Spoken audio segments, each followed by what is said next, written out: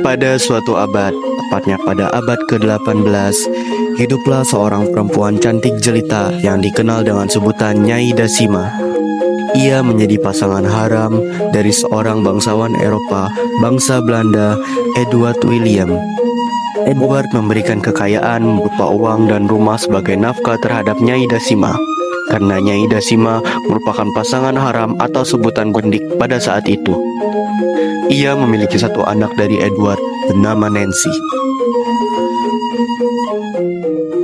Duh, aku gak nyaman banget begini terus. Rasanya sia-sia mempunyai kekayaan, tapi membosankan. Nyai Dasima terus mengeluh bosan.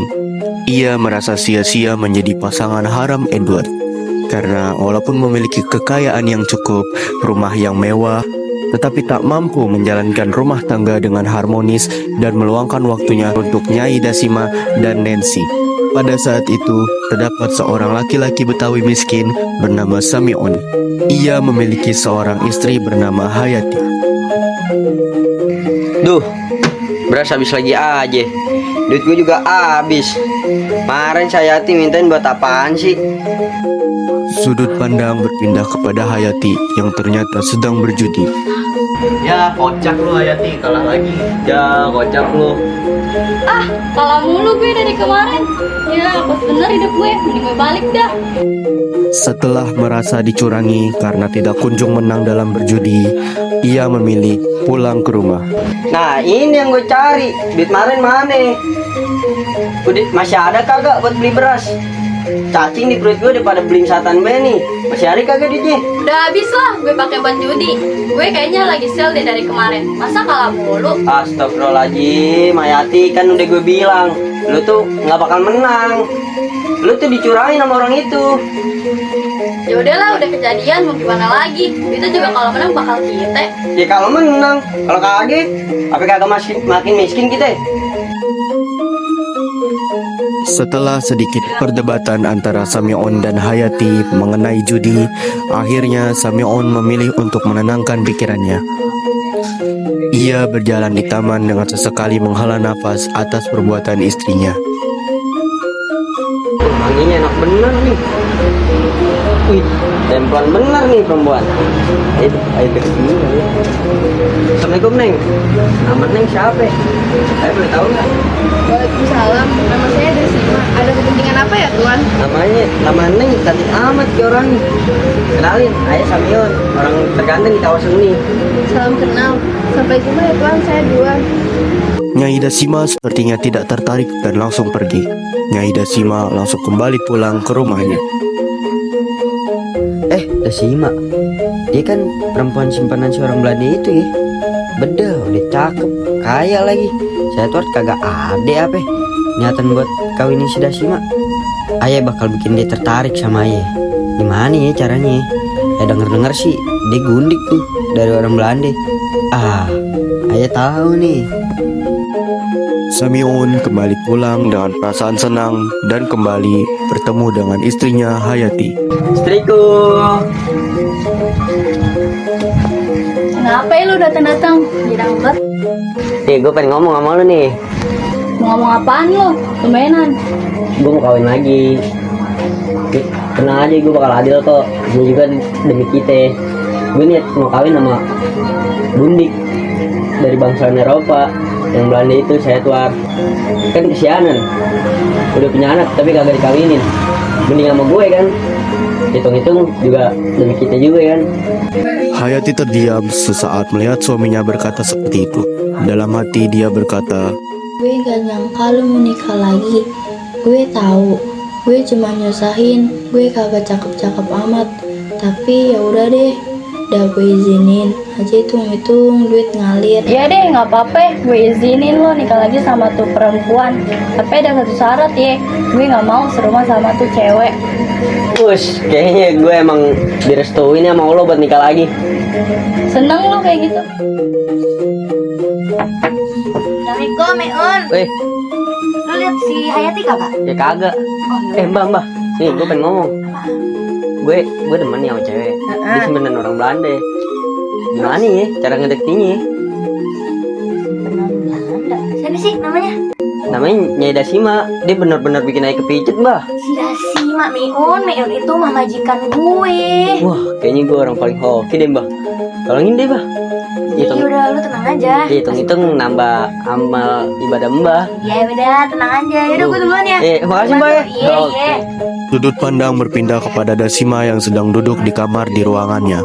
Ia dihampiri anaknya yang bernama Nancy. Mama, aku mau ice cream. Iya Mbak Junkin, beli aja di warung depan. Oke, Mama mau. Enggak, beli buat kamu aja. Oke, aku beli dulu ya. Ya hati-hati ya, kalau misalnya ada orang asing menyapa kamu, jangan dijawab, oke? Naturlich, Mama. Bye-bye. Setelah Nancy keluar, Nyai Dasima didatangi oleh pembantunya Mbah Buyung. Permisi, Non. Ada yang perlu saya lakukan? Mbak bantu beres-beres aja, tadi Nancy habis main di sini. Baik, Non. Mbah, saya pengen cerita deh, tapi Mbah simpan sendiri saja ya. Saya bingung, Mbah, dengan status saya dan Edward. Kalau dipikir-pikir, ini kayak neraka kecil dalam hidup saya. Kalau menurut saya ya Non, mendingan Non menikah dengan orang Betawi sini. Non kan sudah memiliki kekayaan. Tinggalkan saja Tuan Edward lalu menikah dengan orang Betawi sini yang mampu memberikan Non kepastian. Saya punya kenalan orang Betawi Non, namanya Samiun. Oh, Samiun, yang kemarin menyapa saya di taman. Dia lumayan tampan sih, dan kelihatannya kayak orang baik. Dia memang orang baik Non, tapi dia memiliki istri. Ya, istrinya selalu menggunakan uang untuk yang hal tidak terpuji seperti berjudi. Tapi tenang saja Non, istrinya sudah mengizinkan kami untuk menikah lagi, jadi Non tidak perlu khawatir. Baiklah, besok saya akan coba sampaikan ke Samiun. Kalau begitu saya pamit ya Non. Ya, terima kasih ya, Mbah. Setelah berbincang dengan Mbah Buyung, pada sore harinya, Nyai Dasima menemui Samion yang suka duduk di bangku taman. Assalamualaikum. Waalaikumsalam. Apakah kamu benar menyukaiku? Kali pertama kita bertemu kemarin, kamu terlihat menyukaiku. Gue tentulah Neng. Siapa juga yang gak suka sama Neng? Dan Neng cakep, manis, sopan lagi. Siapa juga yang gak kepincut sama Neng? Kamu bisa aja. Baiklah, ayo kita menikah besok. Aku gak mau terus-terusan berhubungan tanpa status dengan orang Belanda itu. Oke, kita nikah besok. Nikah siri aja ya. Baik, sampai jumpa besok. Besoknya, tibalah hari di mana Samion dan Nyai Dasima menikah. Samion senang bisa menikah dengan wanita yang cantik dan kaya, sedangkan Nyai Dasima senang karena ia sudah tidak perlu mengemban dosa lagi dan sudah tidak lagi menjadi gundik dari Edward. Saya nikahkan Samion binti Fulan dengan Dasima binti Fulan dengan seperangkat alat sholat dibayar tunai. Saya terima nikah dan kawinnya Dasima binti Fulan dengan seperangkat alat sholat dibayar tunai. Para hadirin sah. Alhamdulillah. Silakan mempelai wanita mencium tangan mempelai pria. Setelah selesai pernikahan, Samion pulang ke rumah Nyai Dasima. Ia ingin terus melihat kecantikan istri keduanya tersebut. Mama, is it wants a new papa? Ya, Sani, kamu berbicara dengan Papa pakai bahasa Indonesia saja ya. Yay, papa. Mulai sekarang lo anak babe. Kalau ada permintaan, bilang babe aja ya. Anaknya Nancy aja ya. Oke, papa. Hari demi hari berlalu. Hayati semakin jarang dikunjungi oleh suaminya. Dia menjadi sangat kesal dan iri kepada Nyai Dasima yang terus-terusan ditemani oleh suaminya Samion. Hayati sangat membenci Dasima karena merasa iri hingga rasa kesalnya memuncak. Ia keluar rumah dan pergi ke rumah seorang pembunuh bayaran yang bernama Bang Haus. Dengan perasaan yang tidak bersalah sama sekali, ia membayar pembunuh bayaran itu dengan menggunakan uang hasil judi untuk membunuh Nyai Dasima. Nih duitnya, pastiin si Dasima itu gak pernah datang ke gue lagi sama anak haramnya itu. Sepertinya sangat kesal ya. Berisik lu, ikutin permintaan gue. Udah, tenang aja. Semua ada di tangan gue. Ya udah. Nyai Dasima yang baru saja pulang dari pasar kini dalam bahaya. Betapa terkejutnya Dasima saat melihat orang di depannya memegang golok. Hai Nona cantik, siapkah kau menerima ajalmu?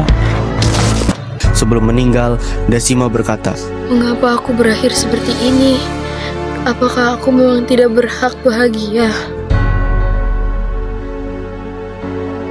Dasima mengembuskan nafas terakhirnya. Ya gitu Pul, makanya gue bilang ya. Mayat full. Mayat full. Mayat. Cari bantuan dulu. Mayat. Cari bantuan. Tolong.